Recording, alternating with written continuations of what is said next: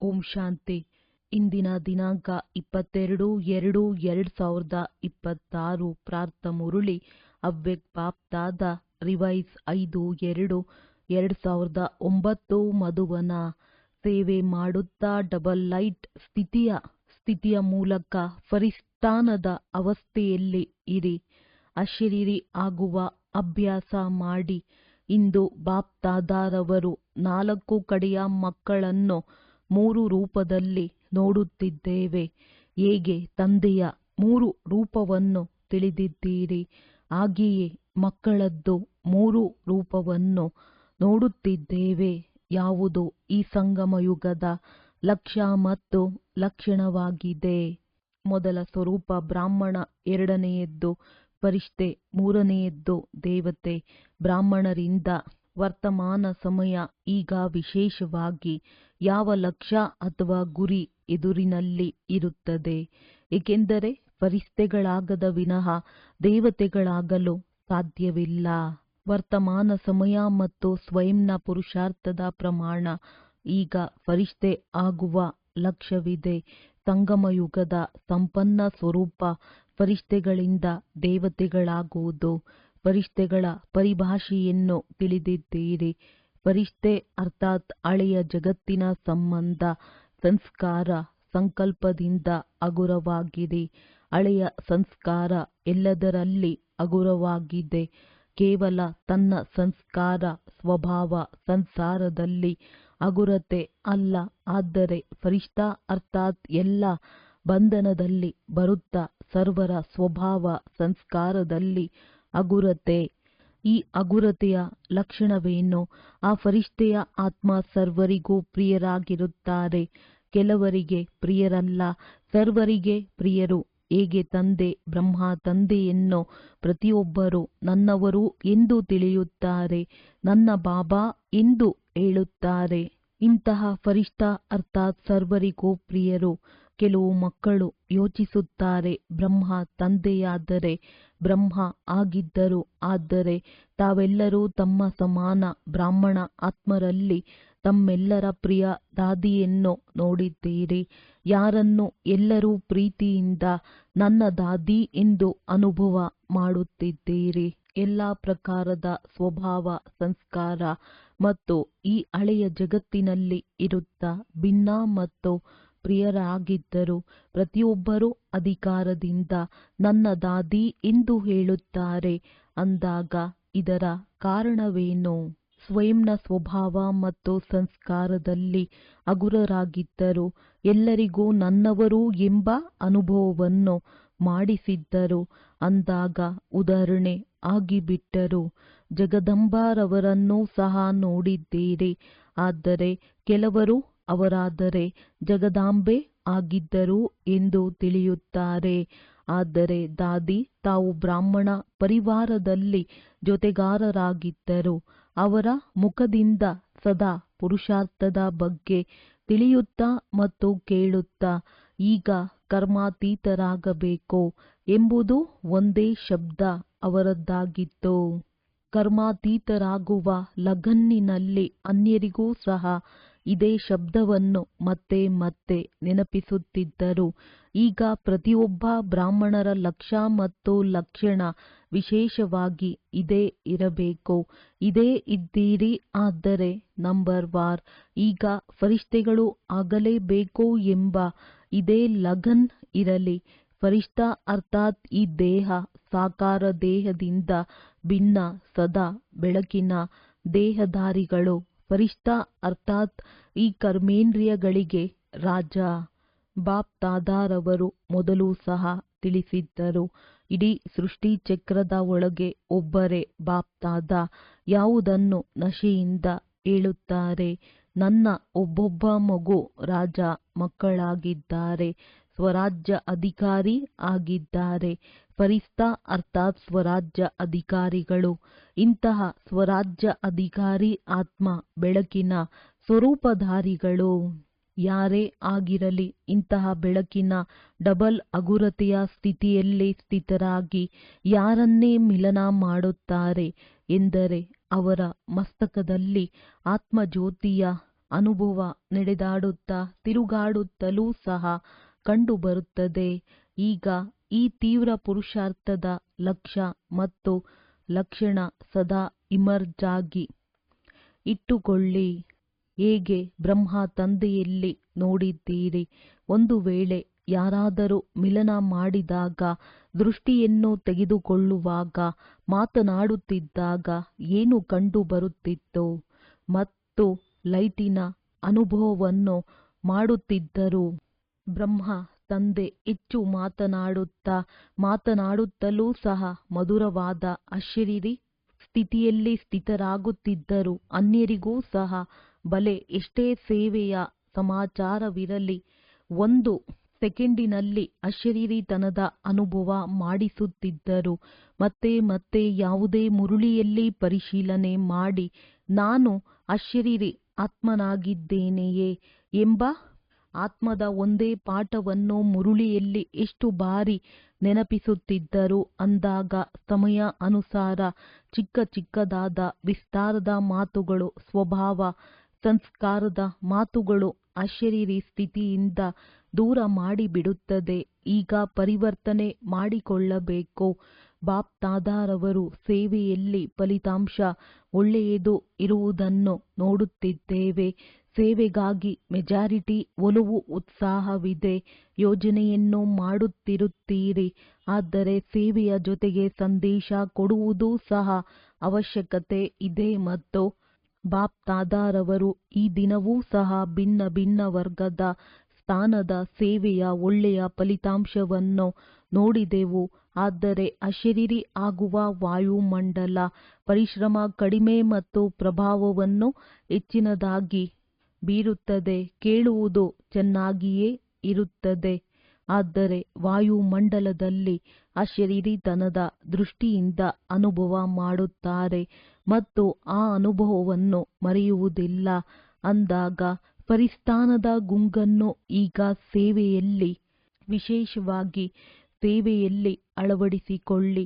ಒಂದಲ್ಲ ಒಂದು ಶಾಂತಿಯ, ಖುಷಿಯ, ಸುಖದ, ಆತ್ಮಿಕ ಪ್ರೇಮದ ಅನುಭವವನ್ನು ಮಾಡಿಸಿ. ನಡತೆಯಲ್ಲಿ ಪ್ರೀತಿ, ಪ್ರೇಮ ಮತ್ತು ಏನನ್ನು ಖಾತರಿ ಮಾಡುತ್ತೀರಿ, ಸಂಬಂಧದಿಂದ, ಪರಿವಾರದಿಂದ ಅನುಭವವನ್ನು ಮಾಡಿ ಹೋಗುತ್ತಾರೆ.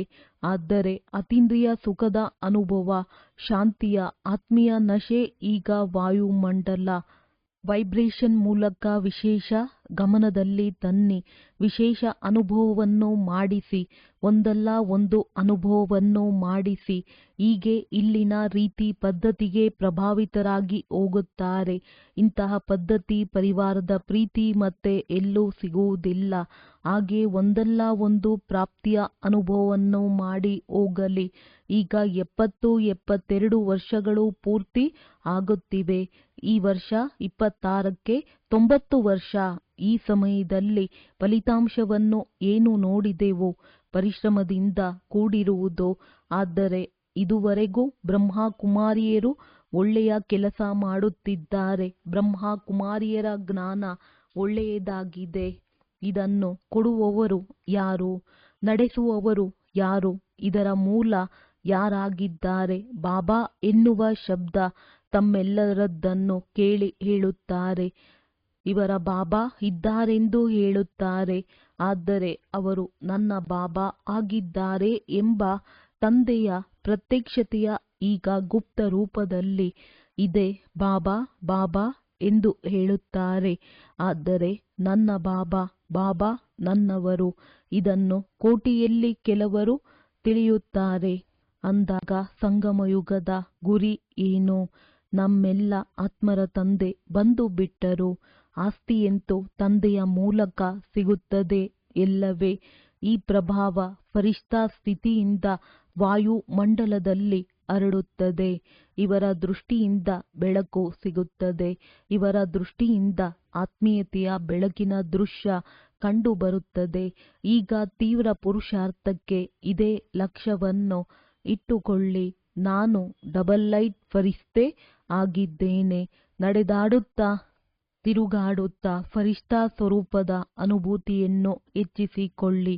ಅಶರೀರಿತನದ ಅನುಭವವನ್ನು ಹೆಚ್ಚಿಸಿಕೊಳ್ಳಿ. ಸೆಕೆಂಡಿನಲ್ಲಿ ಯಾವುದೇ ಸಂಕಲ್ಪವನ್ನು ಸಮಾಪ್ತಿ ಮಾಡುವುದರಲ್ಲಿ ಸಂಸ್ಕಾರ ಸ್ವಭಾವದಲ್ಲಿ ಡಬಲ್ ಲೈಟ್ ಆಗಿ. ಕೆಲವು ಮಕ್ಕಳು ಹೇಳುತ್ತಾರೆ, ನಾವು ಹಗುರವಾಗಿರುತ್ತೇವೆ, ಆದರೆ ಅನ್ಯರು ನಮ್ಮನ್ನು ತಿಳಿದುಕೊಳ್ಳುವುದಿಲ್ಲ. ಇಂತಹ ಡಬಲ್ ಲೈಟ್ ಫರಿಷ್ಠೆಗಳ ಡಬಲ್ ಲೈಟ್ ಸ್ಥಿತಿಯನ್ನು ಮುಚ್ಚಿಡಲು ಸಾಧ್ಯವೇ?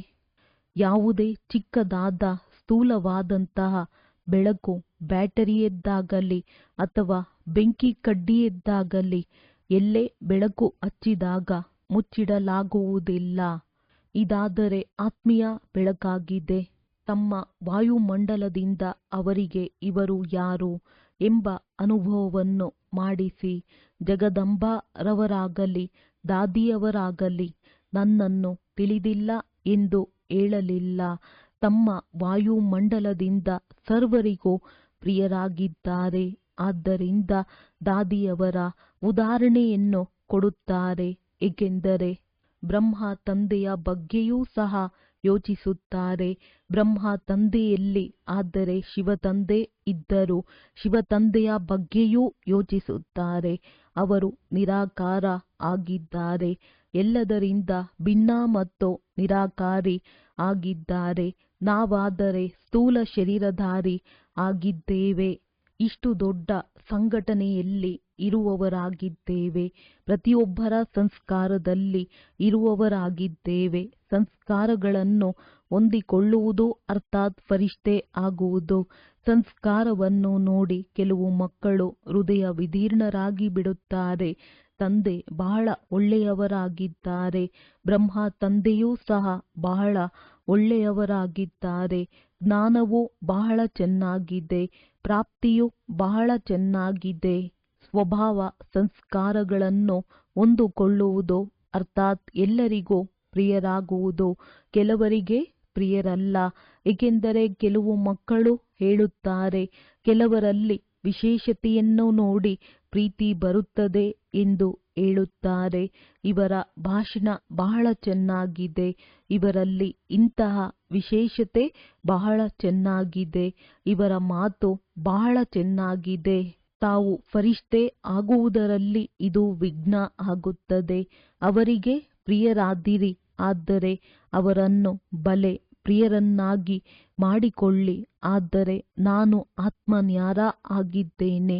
ನ್ಯಾರ ಸ್ಥಿತಿಯಿಂದ ಪ್ರಿಯರನ್ನಾಗಿ ಮಾಡಿಕೊಳ್ಳಿ. ವಿಶೇಷತೆಯೊಂದಿಗೆ ಪ್ರೀತಿಯಲ್ಲ.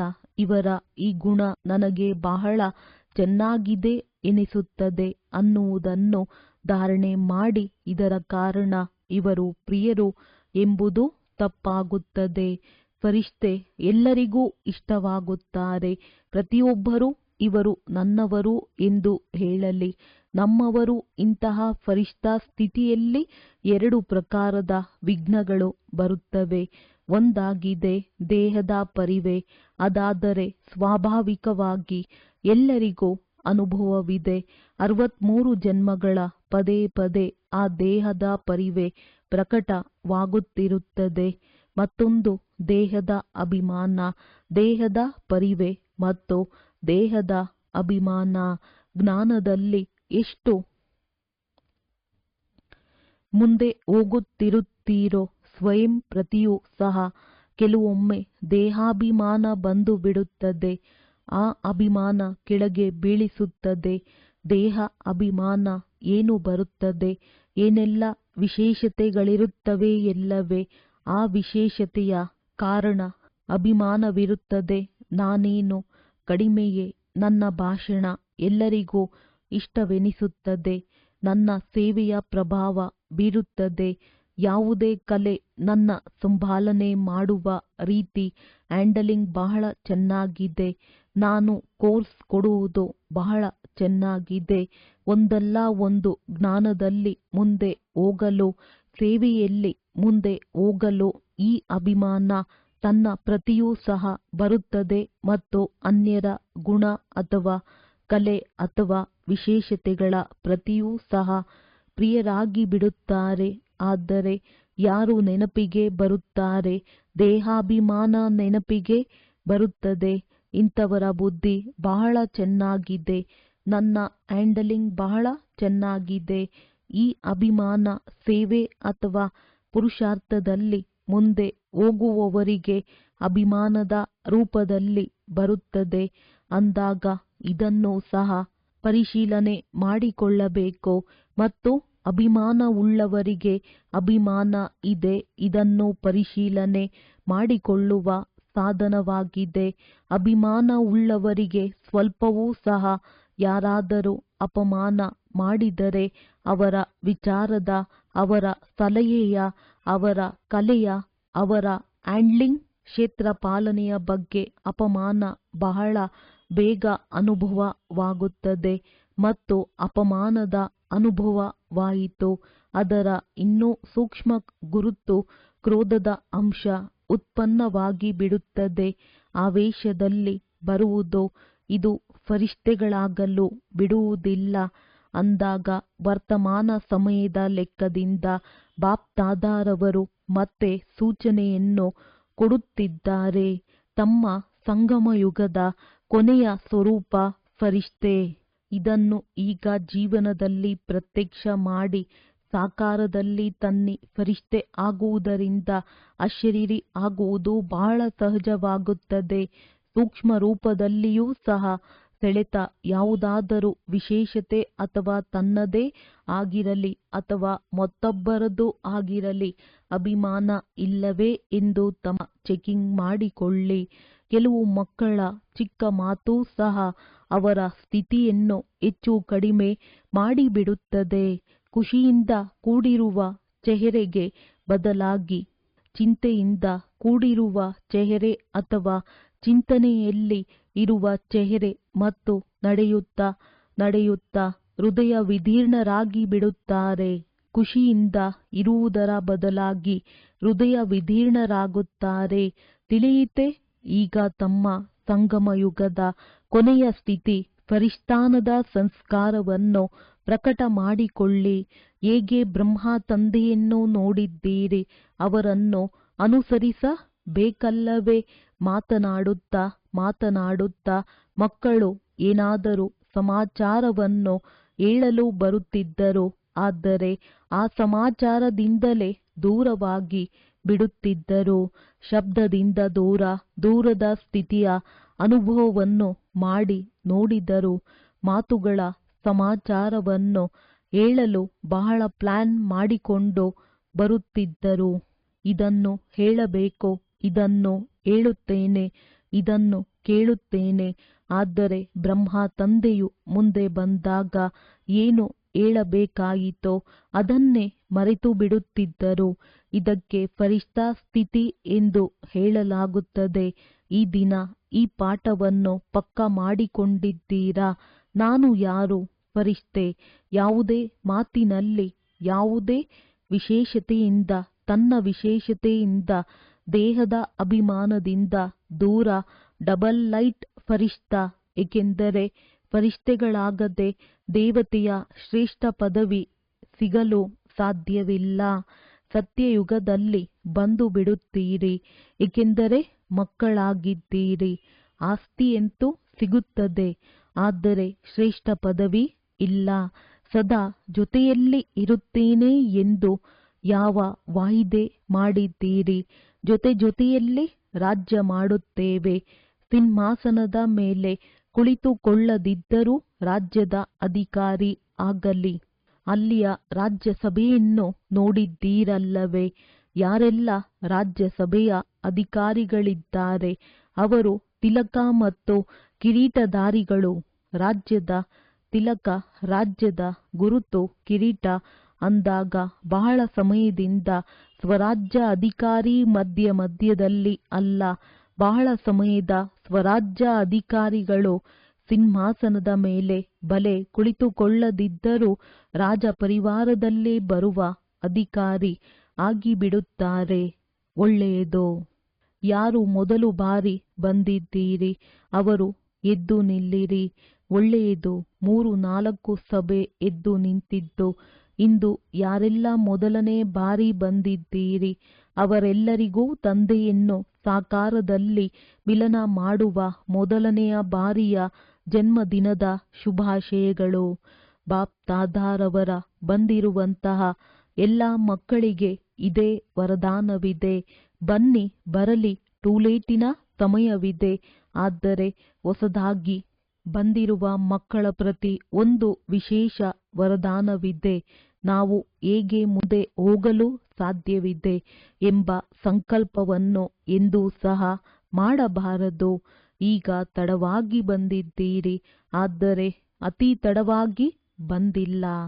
ತಮ್ಮೆಲ್ಲರಿಗೂ ವಿಶೇಷವಾಗಿ ಬಾಪ್ ದಾದಾರವರು ಮತ್ತು ನಿಮಿತ್ತರಾದ ಬ್ರಾಹ್ಮಣ ಪರಿವಾರದ ಸಹೋದರ ಸಹೋದರಿಯರ ವಿಶೇಷ ಸಹಯೋಗದ ಭಾವನೆ ಇದೆ. ಒಂದು ವೇಳೆ ತಾವು ಸ್ವಲ್ಪ ಸಮಯದ ಒಂದೊಂದು ಸೆಕೆಂಡನ್ನು ಸಫಲ ಮಾಡಿಕೊಳ್ಳುವುದಿದ್ದರೆ, ಏಕೆಂದರೆ ಸ್ವಲ್ಪ ಸಮಯದಲ್ಲಿ ಬಹಳಷ್ಟು ಪಡೆಯಬಹುದು. ಒಂದು ಸೆಕೆಂಡನ್ನೂ ಸಹ ವ್ಯರ್ಥವಾಗಿ ಕಳೆಯಬಾರದು. ಕರ್ಮಯೋಗಿ ಆಗಿ ನಡೆಯಬೇಕು. ಕರ್ಮ ಬಿಡಬಾರದು. ಆದರೆ ಕರ್ಮದಲ್ಲಿ ಯೋಗವನ್ನು ಜೋಡಿಸುತ್ತಾ ಕರ್ಮ ಮತ್ತು ಯೋಗದ ಬ್ಯಾಲೆನ್ಸ್ ಇಟ್ಟುಕೊಳ್ಳಬೇಕು. ಬ್ಯಾಲೆನ್ಸ್ ಇಟ್ಟುಕೊಳ್ಳುವವರಿಗೆ ಹೆಚ್ಚಿನ ಆಶೀರ್ವಾದ ಸಿಗುತ್ತದೆ. ಯಾರೆಲ್ಲ ತಡವಾಗಿ ಬಂದಿದ್ದೀರಿ, ಆನಂತರ ಟೂಲೇಟ್ ಆಗುವುದಿದೆ. ತಮಗೆ ಅವಕಾಶವಿದೆ.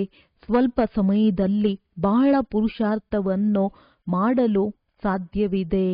ಬಾಪ್ ದಾದಾ ಸಾಹಸವಂತ ಮಕ್ಕಳಿಗೆ ತಂದೆಯ ಸಹಾಯ ಇದ್ದೇ ಇದೆ ಎಂದು ವರದಾನವನ್ನು ಕೊಡುತ್ತೇವೆ.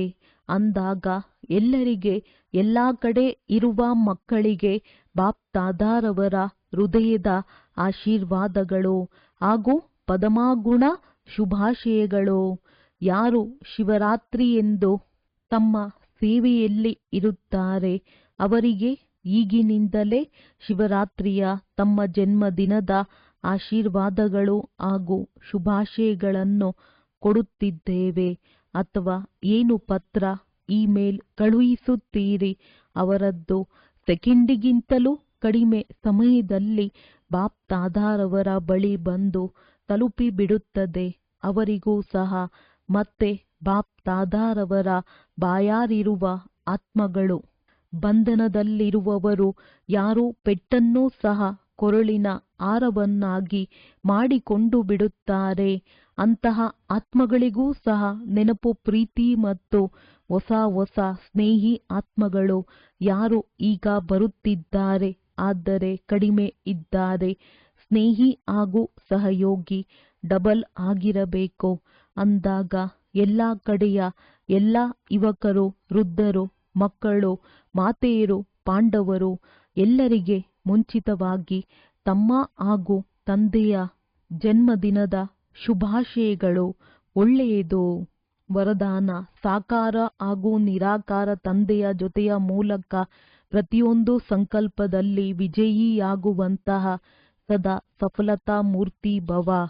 ಹೇಗೆ ನಿರಾಕಾರ ಆತ್ಮ ಮತ್ತು ಸಾಕಾರ ಶರೀರ ಎರಡರ ಸಂಬಂಧದಿಂದ ಪ್ರತಿಯೊಂದು ಕಾರ್ಯವನ್ನು ಮಾಡಬಹುದು, ಅದೇ ರೀತಿ ಪ್ರತಿಯೊಂದು ಕರ್ಮ ಅಥವಾ ಸಂಕಲ್ಪವನ್ನು ನಿರಾಕಾರ ಹಾಗೂ ಸಾಕಾರ ತಂದೆ ಇಬ್ಬರನ್ನು ಜೊತೆ ಅಥವಾ ಸನ್ಮುಖದಲ್ಲಿ ಇಟ್ಟುಕೊಳ್ಳುತ್ತಾ ಮಾಡುತ್ತೀರೆಂದರೆ ಸಫಲತಾ ಮೂರ್ತಿ ಆಗಿಬಿಡುವಿರಿ.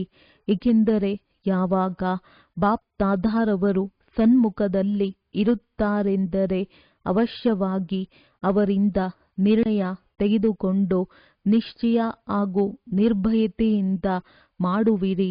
ಇದರಿಂದ ಸಮಯ ಹಾಗೂ ಸಂಕಲ್ಪದ ಉಳಿತಾಯವಾಗುವುದು. ಯಾವುದೂ ಸಹ ವ್ಯರ್ಥವಾಗುವುದಿಲ್ಲ. ಪ್ರತಿಯೊಂದು ಕರ್ಮವೂ ಸ್ವತಃವಾಗಿಯೇ ಸಫಲವಾಗುವುದು. ಸ್ಲೋಗನ್: ಆತ್ಮಿಕ ಸ್ನೇಹವು ಸಂಪತ್ತಿಗಿಂತಲೂ ಅಧಿಕ ಅಮೂಲ್ಯವಾಗಿದೆ. ಆದ್ದರಿಂದ ಮಾಸ್ಟರ್ ಸ್ನೇಹದ ಸಾಗರರಾಗಿರಿ. ಅವ್ಯಕ್ತ ಸೂಚನೆ: ಏಕತೆ ಮತ್ತು ವಿಶ್ವಾಸದ ಗುಣಲಕ್ಷಣಗಳ ಮೂಲಕ ಸಫಲತಾ ಸಂಪನ್ನರಾಗಿರಿ. ಧರ್ಮ ಸತಾರವರ ಮುಂದೆ ಪವಿತ್ರತೆಯ ಶಕ್ತಿ ಮತ್ತು ರಾಜ್ಯ ಸತಾರವರ ಮುಂದೆ ಏಕತೆಯ ಶಕ್ತಿ ಸಿದ್ಧ ಮಾಡಿ. ಈ ಎರಡು ಶಕ್ತಿಗಳನ್ನು ಸಿದ್ಧ ಮಾಡುವುದರಿಂದ ಈಶ್ವರೀಯ ಸತಾದ ಬಾವುಟ ಸಹಜವಾಗಿ ಹಾರುವುದು. ಈಗ ಈ ಎರಡು ಕಡೆಯ ವಿಶೇಷ ಗಮನ ಬೇಕು. ಎಷ್ಟೆಷ್ಟು ಪವಿತ್ರ ಮತ್ತು ಏಕತೆಯ ಶಕ್ತಿಯಿಂದ ಅವರ ಸಮೀಪ ಸಂಪರ್ಕದಲ್ಲಿ ಬರುತ್ತಿರುತ್ತೀರಿ, ಅಷ್ಟು ಅವರು ಸ್ವಯಂ ತಮ್ಮ ವರ್ಣನೆ ಮಾಡುತ್ತಿರುತ್ತಾರೆ. ಒಳ್ಳೆಯದು. ಓಂ ಶಾಂತಿ. ಓಂ